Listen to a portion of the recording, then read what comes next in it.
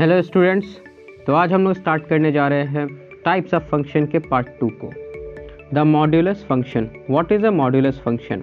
तो यहाँ पर ये जो फंक्शन डिफाइंड है हमारा वो R2R में डिफाइंड है। इट मीन्स दैट कि यहाँ पर इस फंक्शन का जो डोमेन होगा वो भी रियल नंबर होगा या फिर उसका सबसेट्स होगा, और जो हमारा रेंज आने वाला है वो भी रियल नंबर या फिर उसके सबसेट्स होंगे। तो चलिए समझते हैं कि मॉड्यूलस फंक्शन है क्या। मॉड्यूलस फंक्शन को डिफाइन किया गया है f of x is equal to, और यहाँ पर दिख रहा होगा कुछ इस तरीके से, यहाँ पर इसको डिनोट किया गया है एक्स, और कुछ इस तरीके से दो तरफ इसका दो लाइंस है। यहाँ पर ये मॉड्यूलस फंक्शन क्या है, ये कुछ इस तरीके का फंक्शन है जिसमें अगर हम नॉन नेगेटिव वैल्यू पुट करें एफ ऑफ एक्स में, ठीक है, अगर हम लोग नॉन नेगेटिव वैल्यूज़ पुट करें एफ ऑफ एक्स में, तो ये जो वैल्यू देगा वो एक्स देगा, मतलब सेम नंबर को वापस बाहर निकाल कर देगा। बट अगर हम लोग इसमें क्या करें, नेगेटिव वैल्यूज़ पुट करें, मतलब एफ ऑफ एक्स में यहाँ पर ये जो एक्स हो अगर नेगेटिव वैल्यू हो तो उस कंडीशन में ये जो हमारा वैल्यूज़ देगा वो माइनस एक्स देगा। ठीक है, इसको कुछ हम लोग इस तरीके से रिप्रेजेंट कर सकते हैं कि एफ ऑफ एक्स हमारा जो होगा वो कुछ इस तरीके से होगा कि जब भी एक्स का वैल्यू 0 से बड़ा हो, यहाँ पर ये जो साइन है ये ग्रेटर दैन या इक्वल टू हो, तो ये जो एफ ऑफ एक्स हमारा इक्वल टू होगा वो एक्स के बराबर होगा। और जब भी एफ ऑफ एक्स का वैल्यू 0 से छोटा हो तो इस कंडीशन में जो एफ ऑफ एक्स होगा वो माइनस एक्स के बराबर होगा। इट मीन्स दैट कि वो नेगेटिव वैल्यू, मतलब कि माइनस आगे उसके लग जाएगा। यहाँ पर कभी भी मॉड्यूलस फंक्शन जो होता है इसका आउटपुट हमेशा एक पॉजिटिव नंबर होता है। इसको समझते हैं, जैसे मान लेते हैं कि यहाँ पर एफ ऑफ 2 अगर है, मतलब कि हमको 2 का मॉड्यूलस अगर निकालना है तो इस कंडीशन में क्या होगा, mod of 2 is equal to, ये पॉजिटिव नंबर है तो एज इट इज़ ये 2 आ जाएगा। जबकि अगर मान लेते हैं कि -2 होता, इस कंडीशन में चूंकि ये माइनस है तो यहाँ पे हम लोग देखे थे कि ये जो आएगा वो माइनस एक्स आएगा। It means that minus of -2 होगा, एक्स की जगह -2 है तो यहाँ पर नेगेटिव नंबर है तो ये क्या बन जाता था माइनस एक्स, तो यहाँ पर एक्स तो -2 और आगे माइनस लग गया तो माइनस माइनस क्या हो गया +2। तो यहाँ पर क्या देख रहे हैं कि हमेशा जो आउटपुट आता है वो पॉजिटिव नंबर ही बाहर आ रहा है। ठीक है, तो इसका जो डोमेन होगा, डोमेन्स मीन्स कि इसके अंदर जो इनपुट डालेंगे वो पूरे के पूरे रियल नंबर होंगे, क्योंकि पूरे रियल नंबर पे ये डिफाइंड है। और जो रेंज होगा, जो आउटपुट आएगा वो हमेशा 0 या उससे बड़ा तक होगा। ठीक है, मतलब कि पॉजिटिव रियल नंबर्स हमारा आएगा, 0 इंक्लूडेड है, ये साइन हमारा इंक्लूडेड दिखा रहा है कि 0 इंक्लूडेड से ले करके इन्फाइनाइट तक कोई भी वैल्यू आएगा। इसके अगर ग्राफ को अगर हम लोग देखें तो ग्राफ कुछ ऐसा होगा कि जैसे अगर मान लेते हैं कि यहाँ पर अगर हम लोग 1 पुट किए, मॉड्यूलस ऑफ 1, तो ये 1 आया। मॉड्यूलस ऑफ 2 पुट देख रहे हैं तो ये क्या आ रहा है, 2 आ रहा है। तो अगर यहाँ पे इस ग्राफ को देखेंगे हम लोग इस कंडीशन में, तो यहाँ पर जब 1 पुट कर रहे हैं तो हमारा x का वैल्यू जब 1 दे रहे हैं तो y का वैल्यू 1, तो ये इस पॉइंट को रिप्रेजेंट कर रहा है। 2 पर ये 2 आएगा, 3 पर ये 3, 4 पर 4, कुछ इस तरीके से। तो इसको खींचेंगे इस तरीके से, ये स्ट्रेट लाइन दिखा। और वहीं पर अगर हम लोग नेगेटिव वैल्यूज़ पुट करें इसके अंदर में, -1 पुट करें तो ये हमारा आउटपुट क्या दे रहा है 1, -2 पुट करें उसका मॉड्यूलस निकालें तो ये 2 देगा, -3 का मॉड्यूलस निकाल लें तो ये 3 देगा। तो इस चीज़ को अगर हम लोग ग्राफिकली देखें स्टूडेंट्स तो क्या देखेंगे, -1 तो x अगर -1 है तो y मेरा क्या दे रहा है 1, तो ये हो गया हमारा, ये जो y है यही एफ ऑफ एक्स है ना, मतलब आउटपुट को दिखाता है ये y। अगर हम लोग -2 पुट करें तो भी ये 2 दे रहा है। तो यहाँ पर ये जो स्ट्रेट लाइन प्लॉट होगा कुछ इस तरीके से होगा। तो ये हमारा क्या है, मॉड्यूलस फंक्शन का ग्राफ है। यहाँ तक समझ में आ गया हो कि मॉड्यूलस फंक्शन है क्या। तो मॉड्यूलस फंक्शन का डोमेन क्या है, रेंज क्या है, और ये कब कब डिफाइंड है। तो एफ ऑफ एक्स जो मॉड्यूलस फंक्शन होता है ये हमारा जब भी 0 से x अगर बड़ा हो या बराबर हो तो ये पॉजिटिव सेम x ही रहता है। जबकि ये हमारा जब भी x छोटा हो 0 से तो उस कंडीशन में ये -x आउटपुट में देता है। ये हमेशा पॉजिटिव नंबर ही आउटपुट के फॉर्म में बाहर निकलता है इससे। तो आई होप यहाँ तक क्लियर हो गया हो। चलिए बढ़ते हैं हम लोग अगले फंक्शन साइनम फंक्शन की तरफ, कि जो साइनम फंक्शन है वो एक्चुअल में क्या है। तो ये भी R2R डिफाइंड है। इट मीन्स दैट कि इसका भी जो रेंज डोमेन होगा वो R का सबसेट होगा फंक्शन का, और यहाँ पर जो रेंज होगा वो भी R का सबसेट होगा। ये फंक्शन कुछ इस तरीके से डिफाइंड है, f of x is equal to, अगर मेरा x का वैल्यू, अगर हम इस फंक्शन में x का वैल्यू 0 से बड़ा पुट करते हैं तो उस कंडीशन में ये फंक्शन हमेशा 1 आउटपुट देगा। इट मीन्स दैट कि अगर हम f ऑफ 2 पुट किए तो तो यहाँ पर जो आंसर आएगा मेरा, अगर ये साइनम फंक्शन है, इसको SGN2 लिखते हैं हम लोग, तो ये आउटपुट क्या देगा, 1 देगा। अगर इस जगह पे 3 पुट करेंगे तो भी ये 1 देगा। कोई भी वैल्यू पुट कर ले, अगर ये x हमारा क्या हो, 0 से बड़ा हो, तो इस कंडीशन में हमेशा आउटपुट 1 देगा। अगर ये f ऑफ x यहाँ पर 0 अगर हम पुट करें x के जगह पे, मतलब इनपुट अगर 0 डालें, तो इस कंडीशन पे जो आउटपुट मिलेगा वो हम लोग का 0 ही मिलेगा। और अगर हम लोग उससे छोटा नंबर डालें, मतलब f ऑफ -2 डालें, ठीक है, मतलब कि साइनम -2 SGN है यहाँ पे, तो ये कंडीशन में क्या देख रहे हैं कि ये -1 देगा। -3 डालें, -√2 डालें, कुछ भी वैल्यू डालें, अगर नेगेटिव है वो, तो इस कंडीशन में हमारा जो आउटपुट आएगा वो -1 आएगा। तो इस कंडीशन में क्या देख रहे हैं कि इनपुट पूरा का पूरा R हो सकता है, रियल नंबर, जबकि बाहर जो हमारा आउटपुट निकल रहा है, मतलब कि जो रेंज होगा इस फंक्शन का, वो या तो -1 होगा, 0 होगा और 1 होगा, मतलब सेट ऑफ -1, 0 और 1 होगा। आई होप यहाँ तक क्लियर हो गया। इसका ग्राफ अगर हम लोग देखें तो ग्राफ कुछ इस तरीके से रिप्रेजेंट किया जा सकता है। अगर हमारा x 0 है तो साइन ऑफ x, मतलब साइनम 0 क्या हो जाएगा हमारा, 0, तो 0 0 ये पॉइंट हमारा यहाँ पर हो गया। अगर हम लोग क्या करें कि x के ऊपर वैल्यू को पुट करें, it means that x is equal to 1 put करें, या फिर थोड़ा सा भी 0 से ऊपर पुट करें, 0.2 पुट करें अगर हम, ठीक है, x के जगह पे 0.2 पुट करें, तो साइन जो इसका फंक्शन आएगा हमारा 0.2 का, वो क्या आएगा, वो 1 आएगा। ठीक है, तो कोई भी 0 से ऊपर अगर वैल्यू पुट करें तो वो 1 ही आएगा। तो कुछ इस तरीके से इस लाइन पे ये 1 पे कंप्लीट रहेगा डिनोटेड। ठीक है, तो ये कंप्लीट लाइन हमारा क्या दिखा रहा है कि अगर पॉजिटिव वैल्यू तो कुछ इस तरीके से आएगा। यहाँ पर ये जो हम लोग देख रहे हैं ना, ये होल दिख रहा है हम लोग को, ठीक है, वाइट कलर्ड बीच में सर्कल, इसका मतलब है ये एक्सक्लूडेड है। इट मीन्स दैट कि 0 पर हमारा जो फंक्शन आ रहा था, ग्राफ देख रहे थे हम लोग इसका, तो जो 0 पे आ रहा था हमारा वो यहाँ पर है। ये जो ब्लैक डॉट दिख रहा है हम लोग को, ये हमारा क्या है कि 0 पे जो वैल्यू आ रहा है वो दिखा रहा है, और यहाँ पर इसके बाद जो भी फंक्शन का वैल्यूज होगा वो इस तरीके से ग्राफ पर y इज इक्वल टू 1 पे रिप्रेजेंट हो रहा है, जहाँ पर ये पॉइंट एक्सक्लूडेड होगा।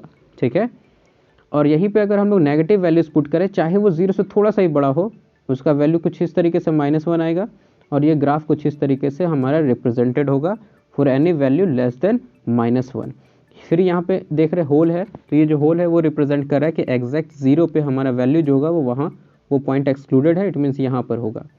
तो क्या देख रहे हैं यहाँ पर कि ग्राफ क्या है, फॉर x ग्रेटर देन 1, ये x कुछ इस तरीके से y इज इक्वल टू 1 करके ग्राफ है, 0 पे हमारा एग्जैक्ट ऑरिजिन पे होगा, और अगर 0 से ठीक थोड़ा सा ही बड़ा छोटा हो, मतलब नेगेटिव वैल्यूज हो, तो -1 कुछ इस तरीके से रिप्रेजेंट करेंगे।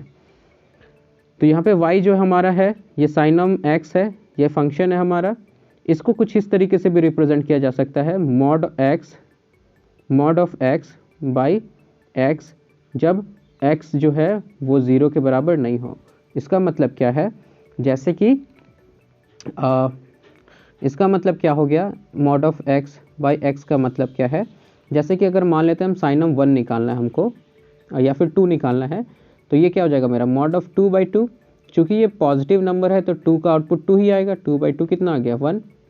इसी तरीके से यहाँ पे कोई भी पॉजिटिव नंबर देखेंगे तो 1 आएगा, जबकि वहीं पर नेगेटिव नंबर अगर हम लोग डाल दें, साइनम मान ले तो कोई भी नेगेटिव नंबर है -2, तो इस कंडीशन क्या हो जाएगा, मॉड ऑफ -2 बाई -2, और ये -2 का मॉड क्या आएगा, माइनस ऑफ -2, चूँकि ये 0 से छोटा है तो नेगेटिव x -2 था, उसका नेगेटिव -x बाई -2, यहाँ पे 2 बाई -2 हो जाएगा, और ये कट के -1 आएगा। तो हर कंडीशन में यहाँ पर -1 ही देगा।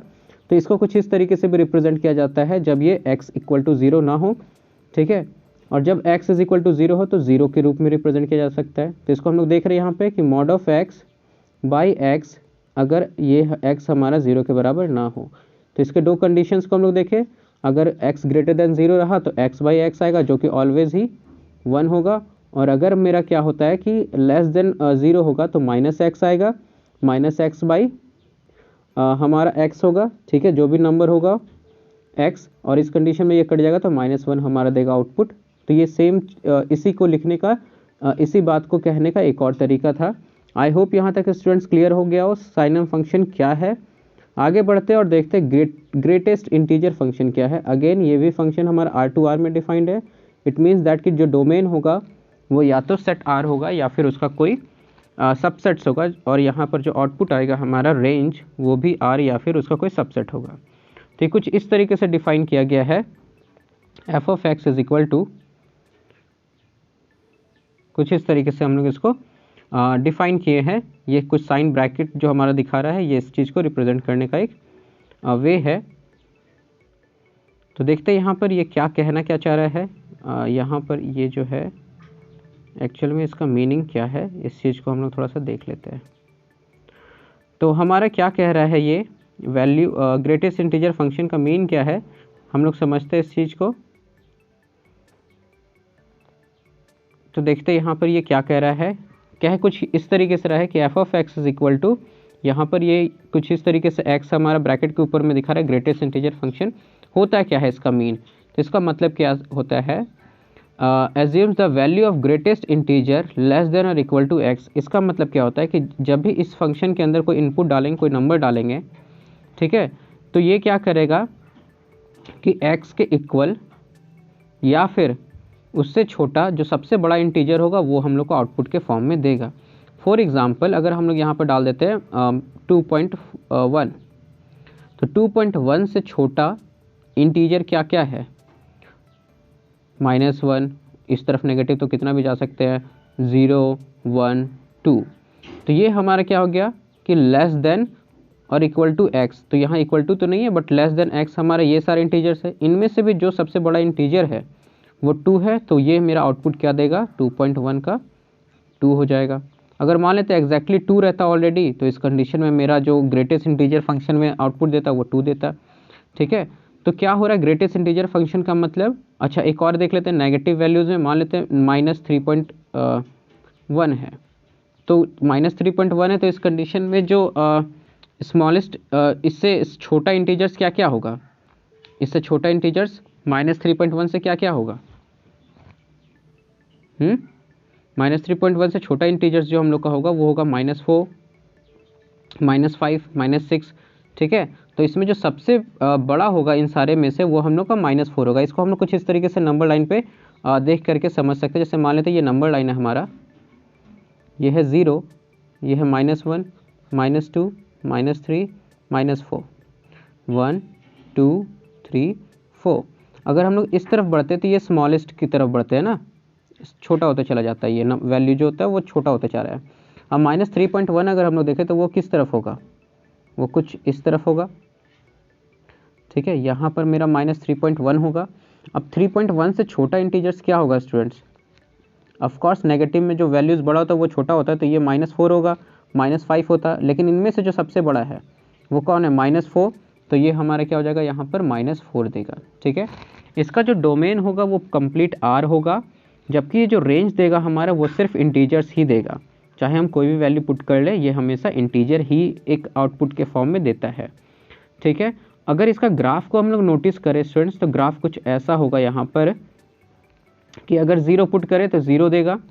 ठीक है, तो यहाँ पर ये हमारा कम्प्लीटली क्लोज्ड दिख रहा है, यहाँ पर ये कलर्ड है, फिलअप किया हुआ। अगर वहीं पे अगर हम लोग देखें कि 0 से अगर हम लोग क्या करें कि थोड़ा सा बड़ा नंबर ले, 0.1 ले, तो इस नंबर का भी जो वैल्यू आएगा मेरा वो 0 ही आएगा, क्योंकि इससे ठीक छोटा सबसे बड़ा जो इंटीजर, ठीक छोटा सबसे बड़ा मतलब क्या, 0.1 से छोटा इंटीजर क्या होगा, -1, -2, -3, 0, लेकिन उनमें से भी सबसे बड़ा क्या है, 0, तो 0 देगा। तो 1 से थोड़ा छोटा तक में सारा वैल्यूज़ क्या देगा मेरा, 0 ही देगा। लेकिन जैसे ही एग्जैक्टली 1 पे आएंगे तो ये मेरा 1 देगा। 1 से जैसे ही आगे बढ़ेंगे इन सब का वैल्यूज़ क्या होगा मेरा, वाई आउटपुट जो देगा वो क्या देगा, 1 ही होगा आउटपुट। ठीक है, सारा का वैल्यूज़ का आउटपुट 1 होगा। बट जैसे ही 2 पे आएंगे इसका आउटपुट अब 1 से क्या हो जाएगा, 2 पे चला जाएगा, और ये सारा 2 देगा। इसलिए यहाँ पर ये जो डॉट, यहाँ पर ये जो होल दिख रहा है, ये एक्चुअली में बता रहा है कि ये पॉइंट जो है वो इस जगह पे इंक्लूडेड नहीं है। ठीक है, और इसका ग्राफ कुछ इस तरीके से हम लोग स्टेप बाय स्टेप दिख रहा है। ठीक है, आई होप यहाँ तक क्लियर हो गया हो। अगले वीडियो में हम लोग देखेंगे पॉलिनोमियल फंक्शन क्या होता है, और जो भी रिलेटेड फंक्शंस हैं उन सारे को डिस्कस करेंगे। आई होप स्टूडेंट्स यहाँ तक क्लियर हो गया हो। इसके बाद में कोई डाउट हो तो प्लीज़ कमेंट सेक्शन में बताएं। तब तक के लिए पढ़ते रहें और अपना ख्याल रखें। मिलते हैं अगले वीडियो में।